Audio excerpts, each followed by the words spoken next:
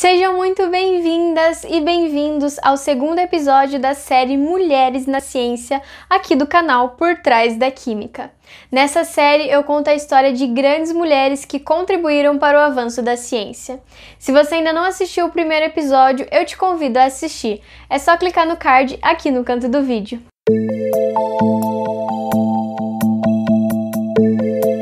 Durante a queda do Império Romano e a ascensão do cristianismo, a perseguição a pagãos e a religiosos que eram contra a Igreja.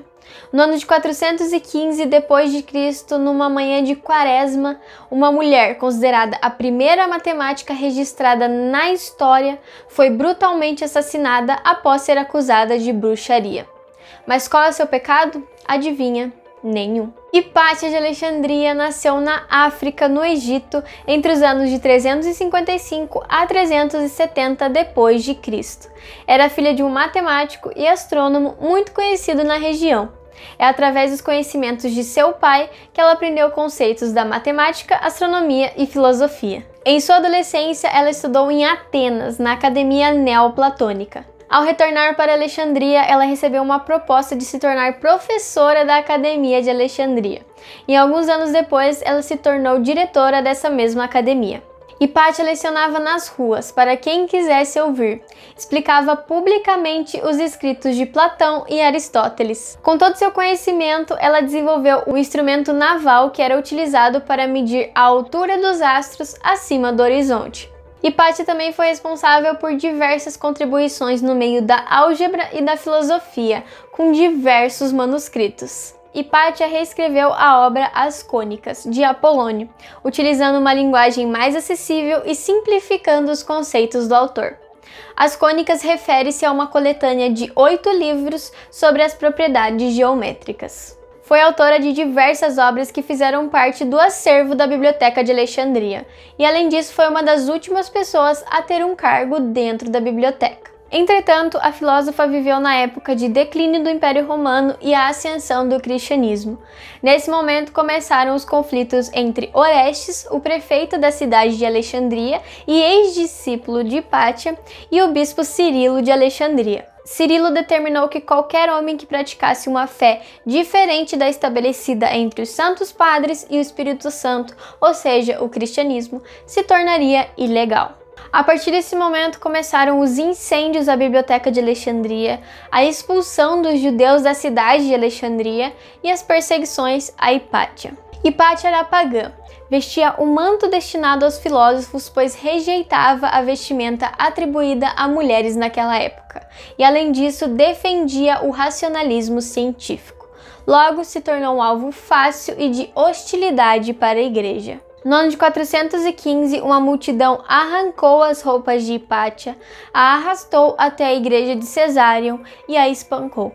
Há relatos de que sua pele foi raspada com ostras, os seus membros foram arrancados e o que sobrou de seu corpo foi queimado. A morte da filósofa foi considerada por muitos estudiosos como o fim do período antigo da matemática grega.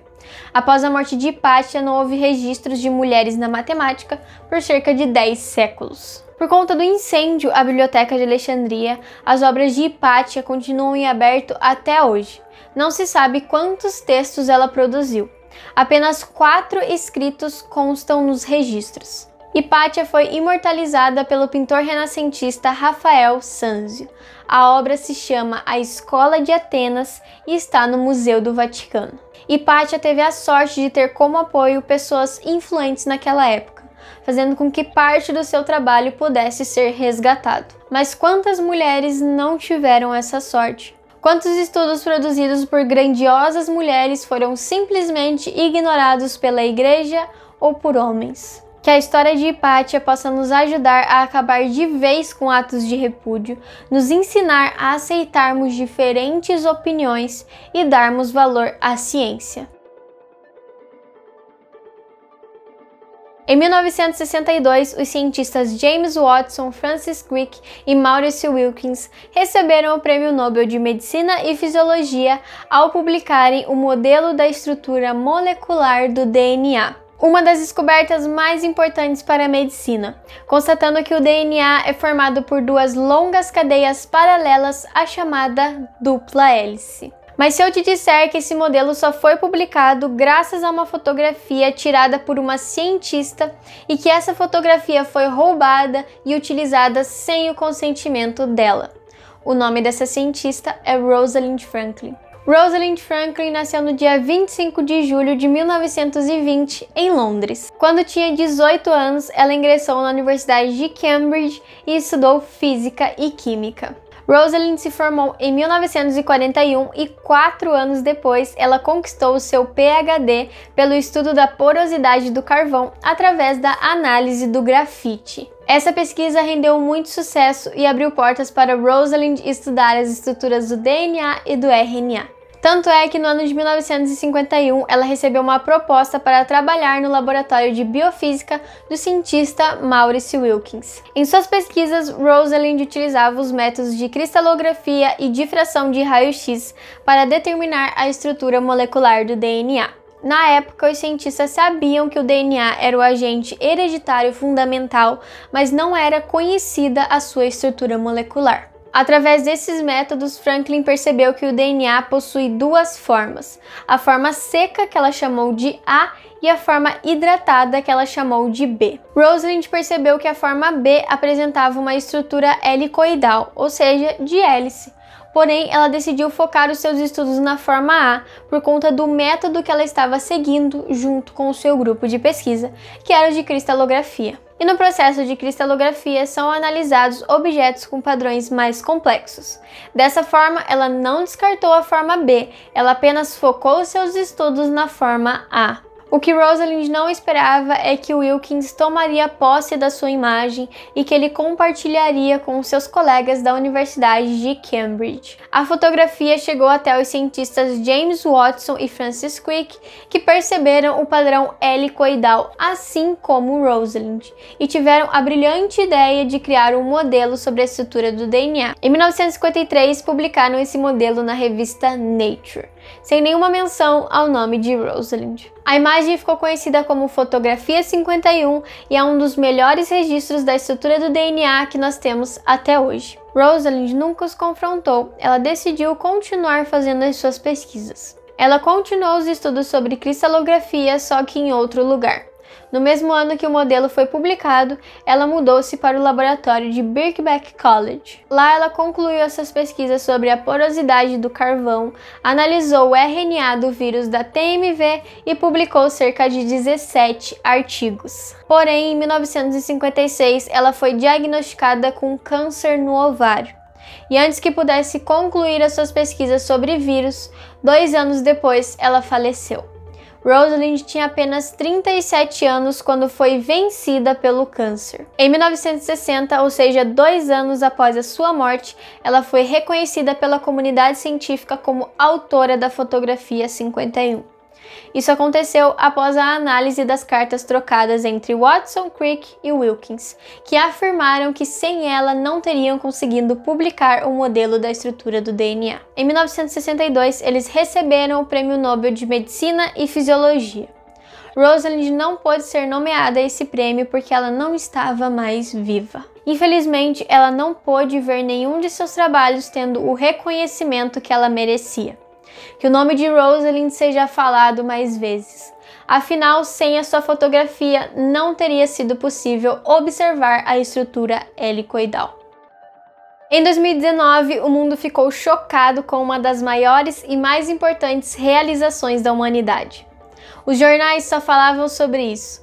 Nas redes sociais acontecia uma chuva de compartilhamentos sobre esse feito. Numa quarta-feira, dia 10 de abril de 2019, o projeto Event Horizon Telescope publicou a primeira imagem real de um buraco negro.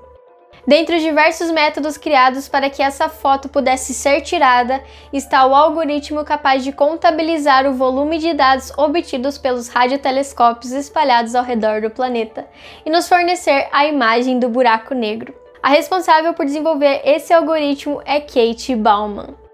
Kate nasceu no dia 9 de maio de 1989 em Indiana, nos Estados Unidos. Em 2007, Kate se formou no ensino médio e foi quando ouviu pela primeira vez sobre o projeto Event Horizon Telescope. Em 2011, conquistou seu bacharelado em engenharia elétrica pela Universidade de Michigan.